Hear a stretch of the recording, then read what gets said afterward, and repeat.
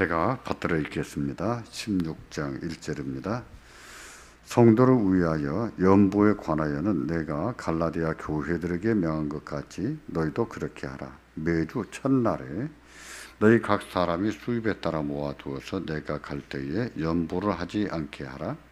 내가 이럴 때에 너희가 인정한 사람에게 편지를 주어 너희의 은혜를 예루살렘으로 가지고 가게 하리니 만일 나도 가는 것이 합당하면 그들이 나와 함께 가리라. 아멘. 오늘과 다음 주는 예배와 관련해서 예배를 주제로 해서 강론을 하도록 하겠습니다. 우리가 아는 대로 오늘은 주일입니다. 주일에는 모든 노동을 중단해야 됩니다. 안식일에서 우리가 주일로 넘어왔기 때문에 안식일이 그랬던 것처럼 주일에는 노동을 하지 않아야 됩니다. 그리고 예배하는 것과 여러 선한 일에 힘써야 되는 거예요. 뭐 놀러 다니는 것도 그렇고 그렇게 해서는 안 되고 주일에는 예배와 선한 일에 힘써야 됩니다. 교회로 모여야 되는가? 꼭 모여야 되는가? 교회로 예배로 모이는 것에 대해서 거부감을 갖거나 부담을 느끼는 분들도 있습니다. 그러나 그분들은 그렇게 생각할지라도 주일에는 반드시 교회로 모여서 예배해야 됩니다. 그게 성경이고 그게 하나님 뜻입니다. 왜 그래야 될까요? 왜 반드시 교회로 모여서 예배해야 될까요? 이 말은 왜 집에서 카페에서 한강 가서 혼자 예배하면 안 되는가를 묻는 겁니다. 왜 안 될까요? 흔히 카페에 앉아서 집에서 혼자 말씀 묵상하는 것으로 예배를 대신하려는 분들이 있습니다만은 그것은 아닙니다. 그건 아니에요. 잘못된 거예요. 그것을 공적 예배, 공예배라고 하지는 않아요. 공예배가 될 수 없습니다. 자기는 예배했다라고 생각할지 모르겠지만 공예배가 아닙니다. 그리고 그것은 보편적 교회, 보편적 교회의 예배도 아니에요. 거룩한 공회와 성도가 서로 교통해서 믿는다. 사도신경에 고백했는데 이 거룩한 공회라고 하는 말이 보편적 교회란 말이거든요. 다 거룩한 공회와 성도가 서로 연합이 되어 있는다고 신앙 고백을 했는데 홀로 예배 드립니까? 나 홀로 예배 된다라고 생각합니까? 말씀 묵상으로 예배를 대신합니까? 그거는 보편적 교회의 예배도 아니고 공예배도 아니에요. 자기는 예배라고 생각하겠지요. 부득이한 환경 때문에 그렇게 하는 게 아니라면 그런 것이 아니라 그런 사상은 늘 그렇게 나는 교회 갈 필요가 없다. 교회 가지 않아도 된다. 교회가 집에 가지 않아도 된다. 라고 생각하고 그렇게 한다면 그 사람은요, 무교회주의자입니다. 틀림없어요. 그게 아니라면 지나치게 개인주의적인 사람이죠. 무교회주의라고 하는 것은 교회는 필요 없다는 주장입니다. 어차피 개인적으로 예수님을 영접하고 개인적으로 구원을 받기 때문에 굳이 교회로 모일 필요가 없다라고 생각하는 겁니다. 그것은요, 교회가 무엇인지 모르는 거죠. 왜 예수님이 교회를 내 몸이라고 하셨는지, 왜 성찬식을 거행해야 되는지 무지한 거죠.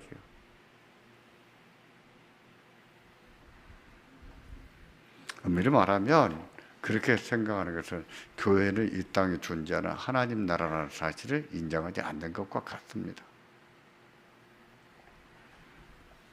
굳이 구약 성경을 인용하지 않더라도 신약 교회를 보면 알 수 있습니다. 그들은 구약 시대와 율법으로부터 자유로워졌던 사람들이에요. 신약의 교회가 그렇습니다.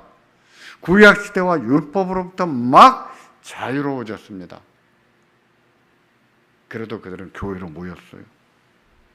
예루살렘 교회도 그랬고 안디옥 교회도 그랬습니다. 바울 사도가 가는 곳마다 복음을 전하고 교회를 세웠습니다만 교회들에게 언제 예배하라고 했을까요? 주일에 예배하겠습니다. 주일에. 어느 시대나 나 홀로 예배하겠다는 사람이 있었지만 그것은 성경의 보편적 가치가 아니지요. 교회의 가장 중요한 기능은 무엇인가? 무엇일까요? 친교일까요? 구제일까요? 아닙니다. 종종 교회 중요한 가치, 가장 중요한 가치로 구제를 언급하는 분들도 있습니다만은 그것도 교회가 해야 될 일이에요. 일이지만 그게 가장 중요한 가치는 아니에요. 교회가 모여서 교회로 모여야 될 가장 중요한 가치는요. 이유는 예배 때문입니다. 예배. 하나님께 나아가서 감사와 찬송과 존귀와 영광과 경배를 돌려드리기 위해서 교회로 모여 예배를 드리는 거예요.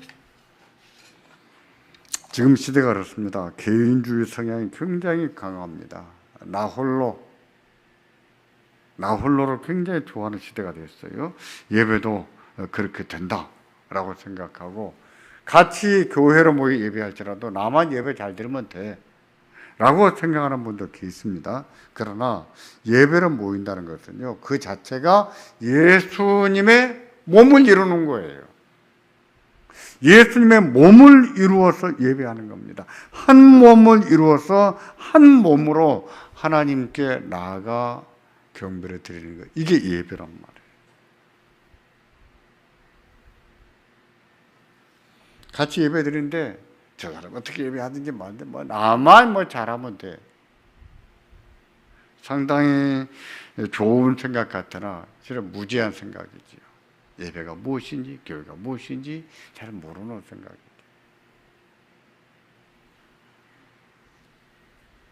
예배 요소 중 하나가 성도의 교제입니다. 예배 요소에는 기도, 찬송, 말씀, 헌금이 있고 또 성도의 교제가 있어요. 성도의 교제라고 해서 침묵을 말하지 않습니다. 성도의 교제라고 하는 것은 흩어져 살던 성도들이 예배를 통해서 시각적으로 눈에 보이도록 함께 모여서 예배하는 것. 그것을 성도의 교제라고 해요. 야, 우리 성도의 교제해야지 예배드렸으니까 밥 먹으러 하자, 커피 마시라.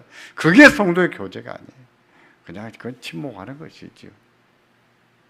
예배 요소로서 성도의 교제라고 하는 것은 예배를 통해서 그리스도의 몸, 한 몸, 그리스도와 교통하고 다른 성도들과 더불어 교통한다는 뜻입니다. 그러므로 예배할 때는 우리가 한 몸으로 예배한다. 저분들과 다 우리가 하나가 돼서 예배해야 된다 하는 것을 인식하고 예배해야 합니다.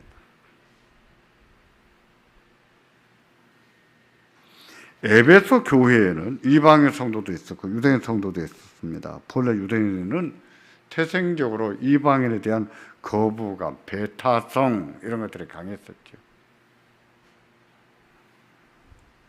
이방인들은 그냥 좀 밑으로, 눈 밑으로 깔고 보았습니다. 유대인들이 그래요. 이방인이라고 하는 말은 우리에게는 어감은 좋지 않지만 당대로 보면 그들이 주류였어요. 유대인들이 비주류였습니다. 그런 유대인들이 주류 자기들에 대해서 배타적이고 자기들을 멸시한 것을 볼 때 감정적으로 좋았을까요? 좋았을 리가 없죠. 그래서 이방인들도 유대인에 대한 거부감이 심했어요. 그런데 유대인 중에도 예수 믿는 사람이 생겨나고 이방인 중에도 예수 믿는 사람이 생겨나서 같이 예배를 드리게 된 겁니다.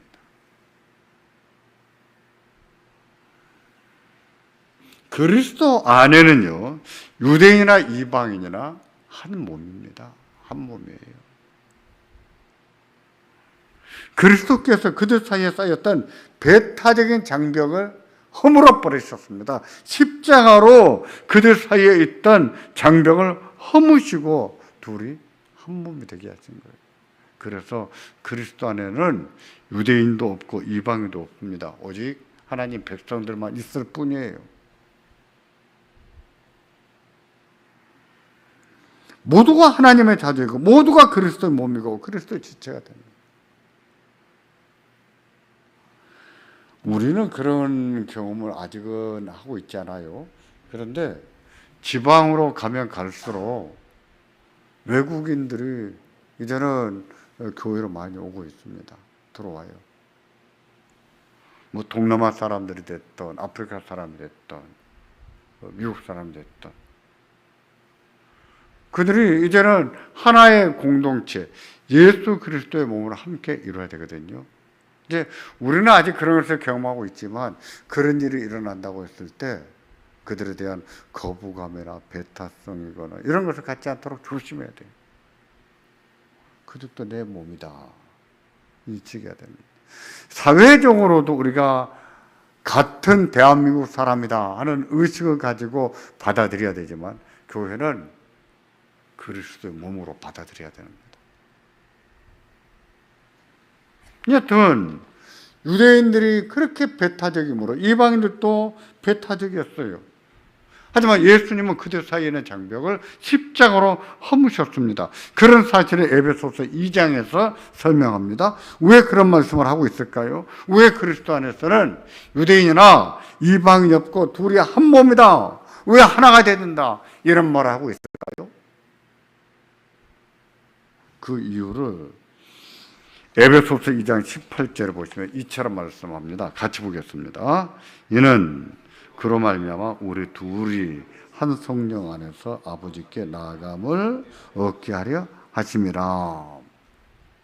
여기에 말씀하는 우리 둘은 유대인과 이방인을 말합니다. 유대인과 이방인. 에어컨을 하나 정도는 끄면 좋겠어요. 유대인과 이방인을 말합니다. 유대인과 이방인 사이에 장벽을 헐고 하나가 되게 하신 것. 그 둘이 한 성령 안에서 아버지께 나아가게 하려고 하나가 되게 하셨다라고 말씀을 해요. 이 말씀에 한 성령 안에 한 성령 이 말은요 강조형입니다. 근데 이 말은 그 앞에 그로 말미암아 라는 말은 보충하는 의미가 있어요. 그리스도로 말미암아 하나가 되어 있는데 또 한 성령 안에서 하나님께 나아감을 얻게 하려 함이라 라고 말씀을 하거든요. 모든 성도가 흩어져 각자의 삶을 살다가 주 이름에 함께 모여야 되는 이유, 그 이유는 그게 교회이기 때문이고 그렇게 예배를 드리기 때문이라는 것이죠. 그게 예배예요.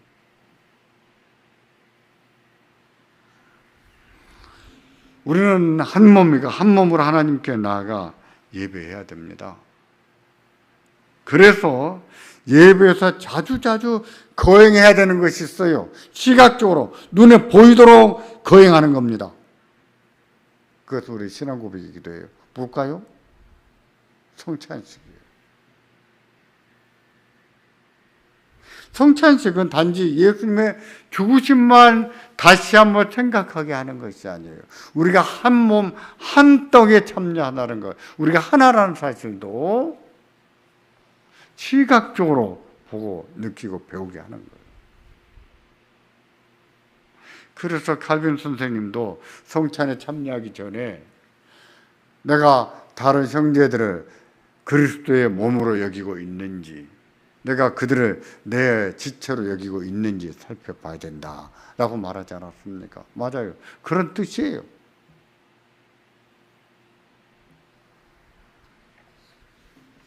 성찬식이 그렇습니다. 우리는 성찬을 거행함으로 우리가 한 몸이라는 사실을 시각적으로 다시 한번 깨닫게 되고 확인하게 되는 거예요. 아, 맞아. 우리는 한 몸이야. 그런 사실을 다시 한번 되뇌이게 하는 것이 무엇이라고요? 성찬.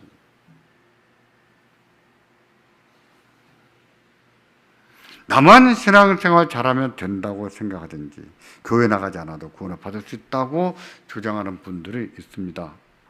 그래요. 어느 일정 부분은 맞는 말이지만, 하지만 우리가 그런 말에 현혹돼서는 안 됩니다.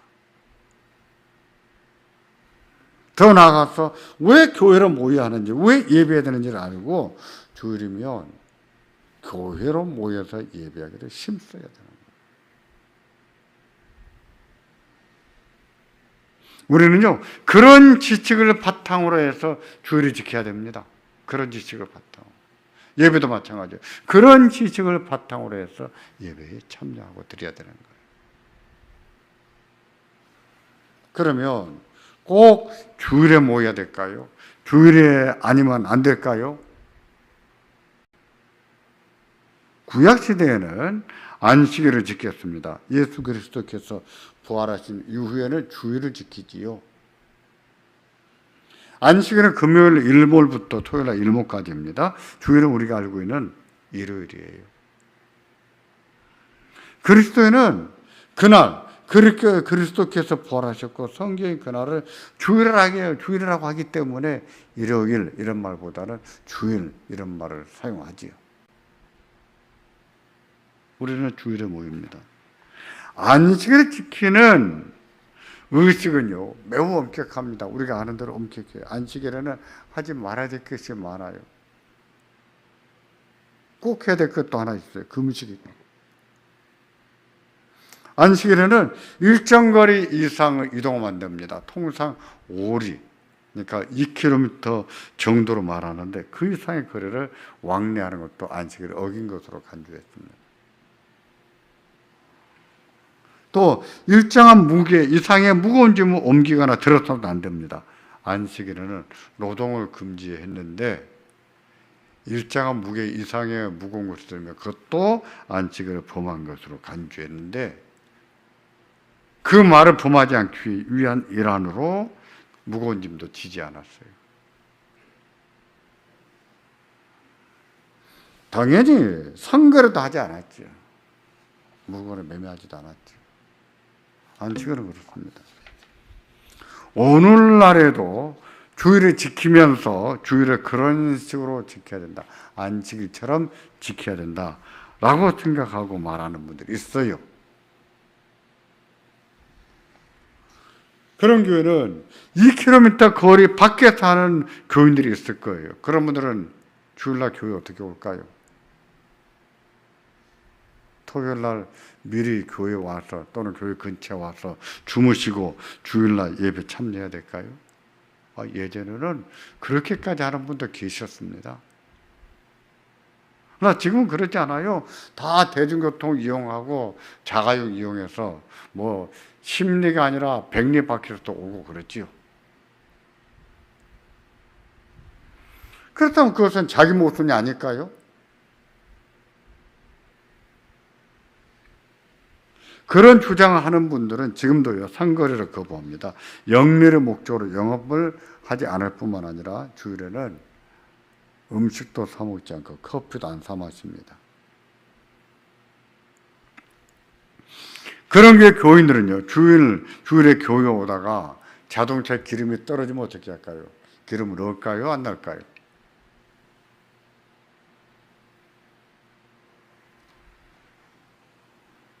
대중교통을 이용하는 교인들도 있을 거예요. 그분들은요, 상거래 하는 것이 아닙니까? 그분들은 걸어서 와야 될까요? 걸어서 온 것은 너무 멀리서 오는 거 아닙니까? 이렇게 생각하는 것도 자기 모순이지요. 자기 모순이에요. 우리가 구약의 안식일을 지키지 않는 것은 안식일이 폐지됐기 때문입니다. 안식일이 주일이 된 게 아니라 안식일이 폐지됐기 때문이에요. 예수 그리스도께서 율법 아래 나시고 율법의 요구를 이루심으로 율법을 폐지하셨는데 그와 더불어 안식일도 폐지가 됐습니다. 성경 명백하게 그렇게 말해요. 특히 로마서와 골로새서에서 그와 같이 말하는데 골로새서 2장 16절과 17절을 같이 보실까요? 같이 보겠습니다. 그러므로 먹고 마시는 것과 절기나 초하루나 안식일의 이유로 누구든지 너희를 비판하지 못하게 하라. 이것들은 장래일의 그림자이나 몸은 그리스도의 것이니라. 먹고 마시는 것이란 율법에서 먹어도 되는 것과 먹지 말아야 될 것을 규정한 음식들을 말합니다. 절기는 유월절, 맥추절, 장막절 절기를 말하고 초하루는 월삭을 말하는 거예요. 매월 첫날. 안식일은 설명하지 않아도 아실 겁니다. 이와 같은 것들은 장래일에 무엇이라고 했습니까? 장래일에 무엇이라고요? 그림자라고 그랬어요. 무엇에 대한 그림자일까요? 누구에 대한 그림자일까요? 예수 그리스도에 대한 그림자예요. 이것들은 안식일이 됐던 월삭이 됐던 절기가 됐던 이런 것들은 예수 그리스도의 사역을 예표하는 그림자 같은 것들이에요. 따라서 그런 것들은 그리스도께서 오심으로 폐지가 됐습니다. 폐지가 됐습니다. 우리가 왜 유월절을 안 지킵니까? 그리스도께서 오심으로 폐지가 됐어. 우리는 왜 장막절을 안 지킵니까? 그리스도께서 오셔서 폐지가 됐어. 근데 맥주절은 또 왜 지킵니까? 단순히 봄에 하나님 앞에 추수감사하는 마음으로 지킨다면 괜찮아요. 근데 구약과 같은 생각 가지고 맥주절을 지킨다는 것은 잘못된 생각이지. 그 같은 것들은 그림자라고 했어요. 실체이신 그리스도께서 오심으로 다 없어지는 것들이에요. 그래서 유월절을 안 지킵니다. 장막절을 안 지키는 거예요. 맥주절도 그래서 안 지켜야 되는 거예요.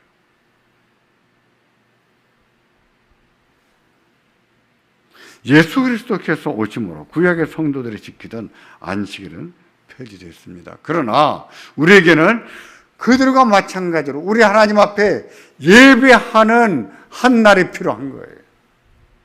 언제 예배할까요? 안식일날 그냥 할까요? 초대교회가 그래도 안식일날 모이자 했다라면 안식일에 모였을 거예요.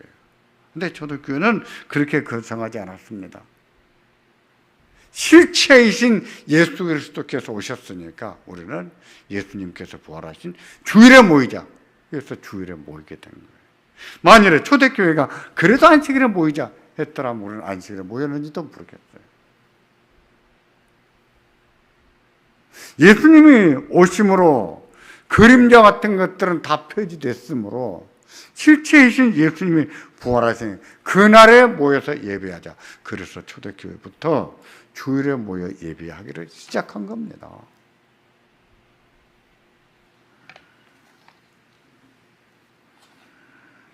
사도들은요, 그날은 주일로 정했습니다. 안식일이 그리스도의 그림자이므로, 그러므로 부활하신 날을 예배하는 날로 정했습니다. 우리가 주일에 지켜 예배하는 이유가 바로 여기였습니다. 이제 본문을 살펴볼까요? 본문의 내용의 요점은요, 헌금에 관한 말씀입니다. 그리고 이 말씀을 보면 사도들이 언제 모이라고 했는지 알 수가 있어요. 초대교회는 언제 모였는지 알 수가 있어요. 16장 1절과 2절입니다. 같이 보겠습니다. 성도를 위하는 연보에 관하여는 내가 갈라디아 교회들에게 명한 것 같이 너희도 그렇게 하라. 매주 첫날에 너희 각 사람이 수입에 따라 모아두어서 내가 갈 때에 연보를 하지 않게 하라. 연보는 헌금을 말합니다. 이 말의 요점은 헌금을 하는데 바울 사도가 오면 하고 오지 않으면 안 하고 그런 식으로 하지 말라는 얘기예요. 매주 첫날에 예배를 모였을 때 헌금하라고 했습니다. 그래야 합니다. 헌금은 사람에게 보이기 위해서 하는 것이 아니에요. 아무리 사도지만 사도를 기쁘게 하기 위해서 하는 것도 아니고 사도에게 눈도장 찍기 위해서 하는 것도 아니에요. 사도가 보든지 안 보든지 상관이 없습니다. 알든지 모르든지 상관이 없어요. 하나님이 보시면 되는 거예요. 이거야말로.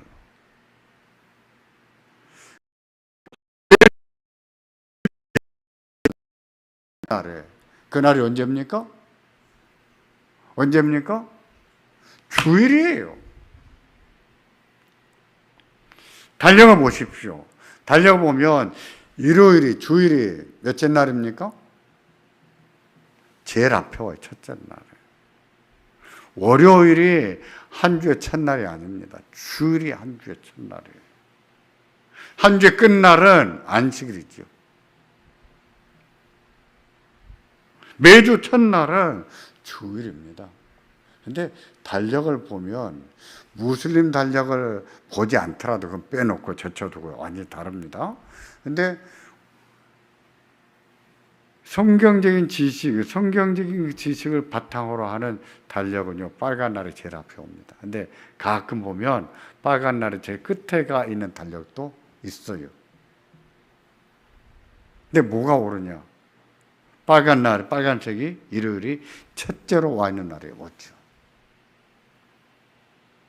매주 첫날은 주일을 말합니다. 주일은 매주 첫날이에요.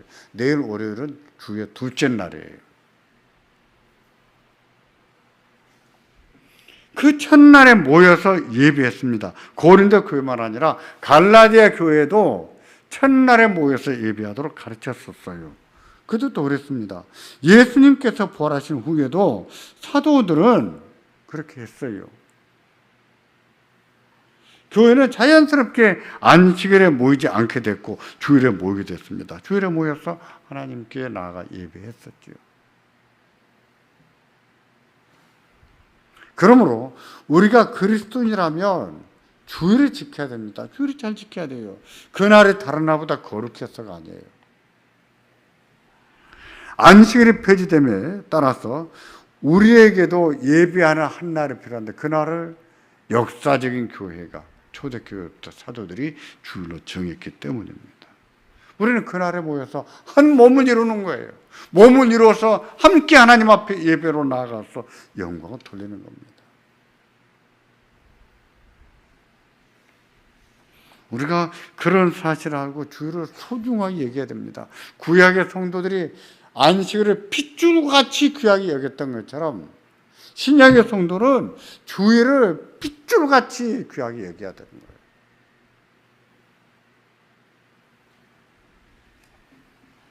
그러면 예배에는 하나님께 감사와 영광을 드리는 것 뿐일까요? 예배를 통해서 주시는 은혜는 없을까요? 있습니다. 예배를 통해서 주시는 은혜는 성령과 말씀이지요. 성령과 말씀.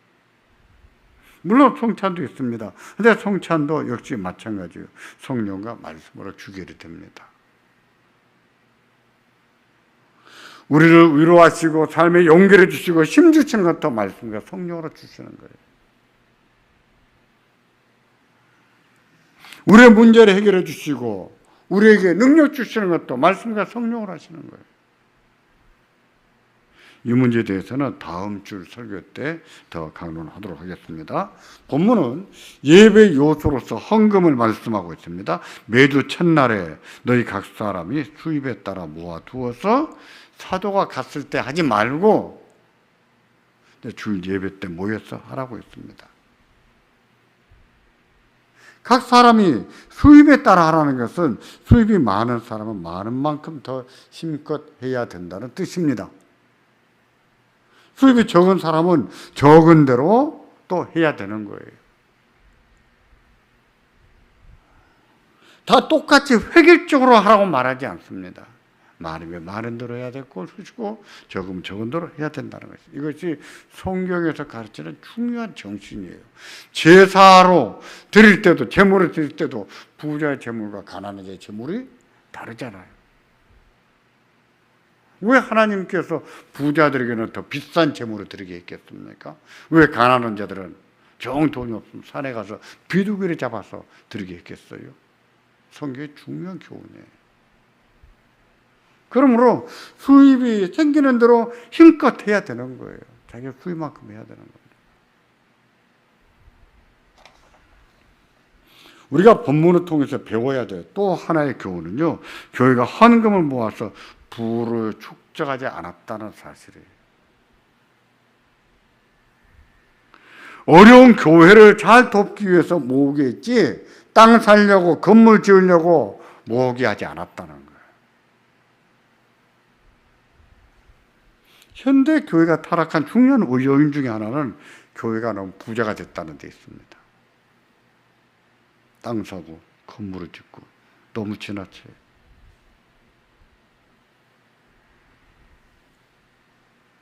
그것은 하늘의 보물을 쌓는 것일까요? 땅의 보물을 쌓는 걸까요? 그걸 가지고 건물을 웅장히 지었다고 해서 그거 가지고 하늘의 보물을 쌓았다 말할 수 있는가? 저는 그렇게 생각하지 않습니다. 그거 가지고 하늘의 보물을 쌓았다라고 생각하지 않아요.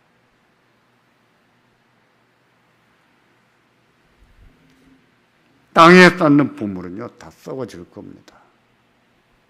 근데 교회가 땅에다가 보물을 쌓습니까? 당시 예루살렘 교회는 기근으로 많은 어려움을 겪었습니다. 그런 경우는 고아와 과부들이 많이 힘들죠. 그런 예루살렘 교회를 돕기 위해서 헌금을 비축하게 했고, 헌금 비축이 됐을 때 예루살렘으로 가는 인편에 보내게 하겠다라고 했습니다. 헌금을 어떻게 사용했는가를 잘 보여줘서 잘했지요. 교회가 그래야 됩니다. 돈을 모아서 교회 부동산을 늘리고 무슨 건물을 새로 짓고 이런 데 심혈을 기울일 것이 아니라 하나님의 선하신 일을 이루는데 심혈을 기울여야 되는 거예요. 복음을 전하는 것과 어려운 교회를 세우는 데에 힘을 써야 되는 거예요. 당시 예루살렘 교회는 벌써 이미 10,000명이 넘어선 규모였어요. 사람은 굉장히 많아요. 그런데 가난한 사람들이 많았고 기근으로 어려움을 겪는 사람들이 많았습니다. 그 예루살렘 교회의 문제입니다. 그렇다고 해서 에베소 교회는 나 몰라라고 했는가? 다른 교회들은 그건 내 일이 아니야 이렇게 말했는가? 아니요. 자기 일처럼 매주 첫날에 모여서 헌금 비축해 뒀다. 그것을 전해줬다는 거예요. 교회가 교회를 세운 것이지요. 맞아요. 그래야 됩니다. 그게 복음을 전하는 것이고 하나님 나라를 세워나가는 것이죠.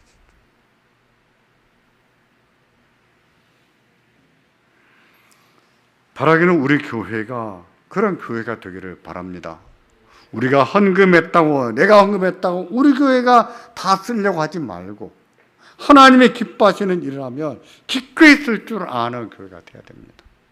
다른 교회가 더 많이 필요하다면 더 많이 줄 줄도 아는 교회가 되어야 됩니다. 에베소 교회가 그렇습니다. 당시 교회들이 그랬어요. 그렇게 함으로 하나님의 교회를 세워나갔습니다. 하나님이 그런 교회를 칭찬하시겠습니까? 우리가 헌금했으니까 우리가 모아서 우리가 써야 돼! 이런 교회를 칭찬하시겠습니까?